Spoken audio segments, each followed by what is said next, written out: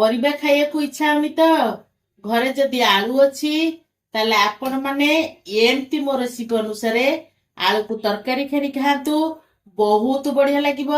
ଭାତ ହଉ କି ରୁଟି ହଉ ଖାଇଲେ ବହୁତ ଟେଷ୍ଟି ଆସିବ।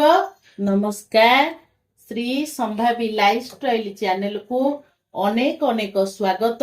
ଚାଲନ୍ତୁ ଡେରି ନ କରି ଫଟାଫଟ ଆଳୁର ଏଇ ରେସିପିଟି ଆମେ ତିଆରି କରିବା। ଆଜିର ରେସିପି ପାଇଁ ମୁଁ ଏଠି ମିଡିୟମ ସାଇଜର 4ଟି ଆଳୁ ନେଇଛି। ଆଳୁରେ ସାଧାରଣତଃ ମାଟି ଲାଗିଥାଏ।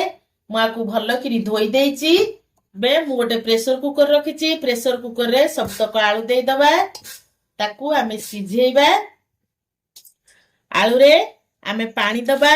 ଆମର ସବୁତକ ଆଳୁ ଯେମିତି ବୁଡିକିରି ରହିବ ଆମେ ସେମିତିରେ ପାଣି ଦବା।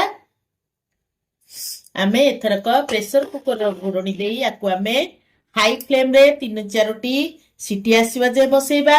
ଯଦି ଆପଣ ମାନେ ଛୋଟ ଆଳୁ ନଉଛନ୍ତି ଲୋ ଫ୍ଲେମ୍ରେ ଆପଣ ଗୋଟେ ସିଟି ଆସିଲା ଯାଏ ରଖିବେ।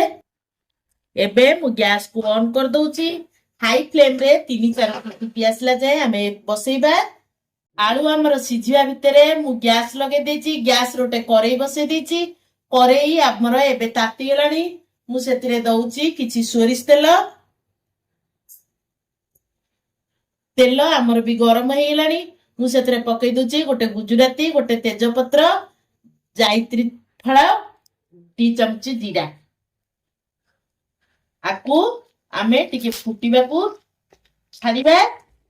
ଜିରା, ତେଜପତ୍ର, ଗୁଜୁରାତି ଇଏ ଟିକେ ଫୁଟିଗଲା ପରେ ଜିରା ଆମର ଫୁଟିଗଲାଣି। ମୁଁ ଗୋଟେ ବଡ ପିଆଜକୁ ଏମିତି ଟିକ ଟିକ କାଟି ଦେଇଛି। ତାକୁ ତାପରେ ପକଉଛି।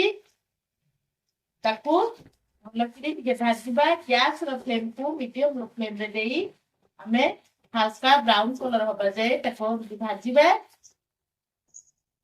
ପିଆଜ ଆମର ବ୍ରାଉନ କଲର ହେଲା ପର୍ଯ୍ୟନ୍ତ ଆମେ ଅଲଗା ମସଲା ପ୍ରସ୍ତୁତ କରିବା।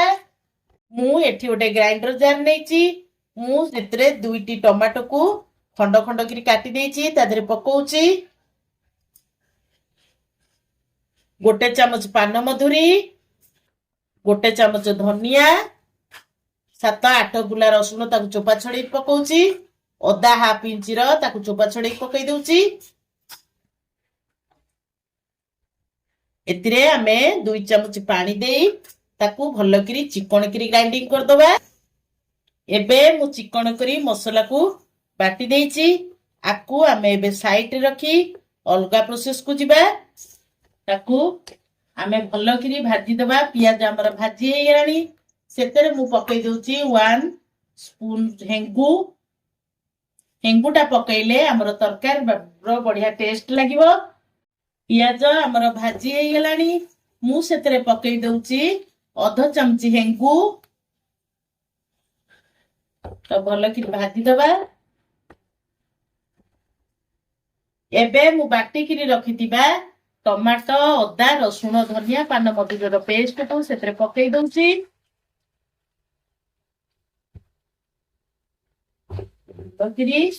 ଗ୍ୟାସର ଫ୍ଲେମକୁ ମିଡିୟମ ଫ୍ଲେମରେ ରଖି ଆମେ ପିଆଜ ମସଲାକୁ ସବୁ କଷିଦବା।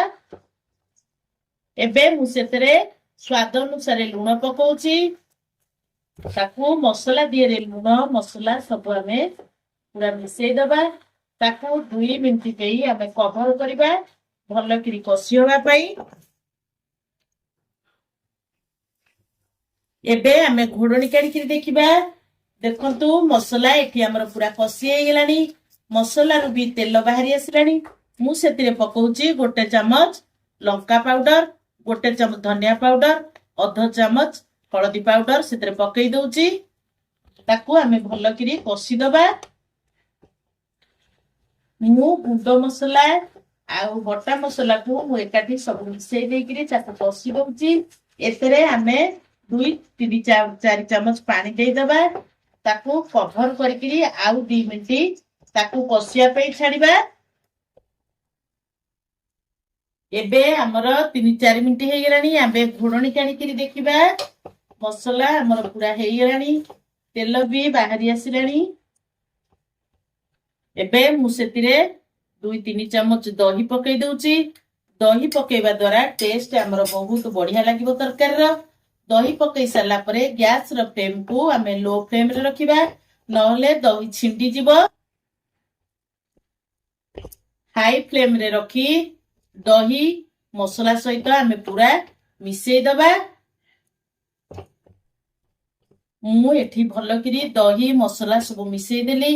एतरे गोटे ग्लास पानी दउची। आपण मन चाहिले गरम पानी भी देई परिबे।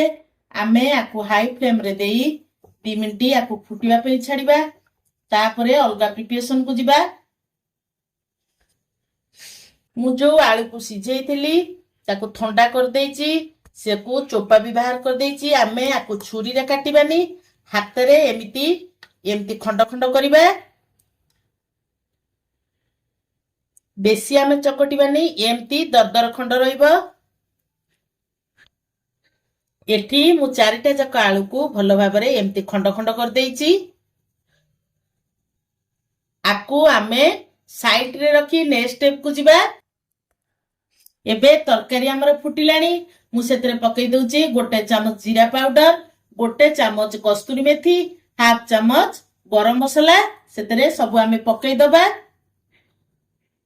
ताकू आमे भलो करी मिसेई दबा।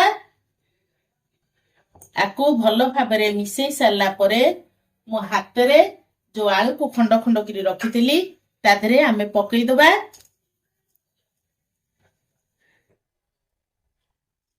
आमे आलू को मसला धीरे भलो भाबरे मिसेई देई किरी आमे 6-7 मिनिट ताकू कवर करी भलो भाबरे फुटिया पे छाड़िबा।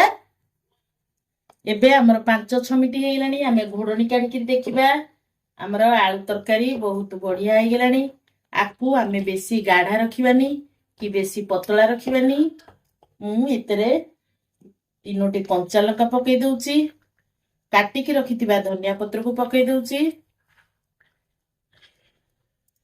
एबे हमर प्रस्तुत हे गेला आलू तरकारी। एबे हमर गैस रो फ्लेम को पूरा ऑफ कर दबा। एबे हमर प्रस्तुत हे गेला गरमा गरमी चटपटा आलू तरकारी। मो भिडियोटी जदि आपन को भलो लागुथिबो ताहले मते कमेंट रे शेयर करिवे, लाइक करिवे। जदि मो चैनल रे आपन माने नुआ थांती प्लीज सब्सक्राइब करि। मो भिडियोटी आपण माने शेष पर्यंत देखुथिबारु आपण को अनेक अनेक धन्यवाद।